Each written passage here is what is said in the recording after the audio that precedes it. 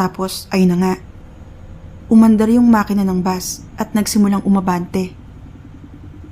Mantakin mo yun. Dininig yung dasal ng isang hindi naman talaga madasaling tulad ko. Hindi ko alam kung paano yun kasi sigurado akong may 100 o libo-libo pang mga bus sa harap ng kinasasakyan ko. Basta, umusad yung bus sa loob ng garahe.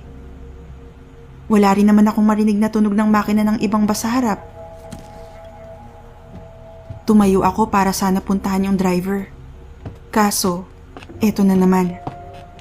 Hindi ko marating yung harapan ng bus. Lakad ako ng lakad. Hakbang ng hakbang. Pero parang hindi ako muusad sa loob ng umaandar na sasakyan. Minamaligno nga yata ako. Sinubukan kong tumakbo. Magsumigaw. Mura-murahin yung driver na hindi ko nakikita. Pero walang nangyayari. Naging desperado. Sinubukan kong buksan ang isang bintana para tumalon na lang. Pero ayaw magbukas. Kinalampag ang salamin, pero ayaw ding bumigay. Napagod din ako, kaya bumalik na lang ako sa upuan ko. Habang tinititigan ng madilim ng labas ng bintana. Hanggang napansin ko na lang na lumiwanag. Tapos nakalusot yung bus sa isang mukhang pangkaraniwang terminal.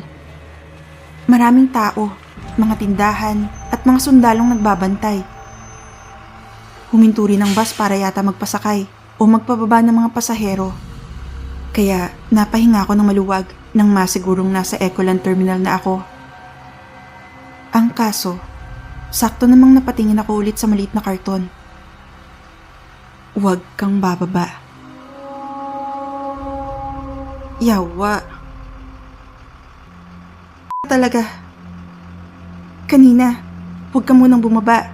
Tapos ngayon, ayaw na talaga akong pababain. Nasa maling bus ba ako? At hindi ko napansing iba na pala yung karatula? Nagsimulang magsiakyat ang mga pasahero habang hindi ako makagalaw sa kinaupuan ko. Wala akong magawa kundi magpunas ng tumatagaktak ko ng pawis kahit napakalamig ng aircon. Hanggang sa umusad ulit ang bus at nagawa ko ring makatayo.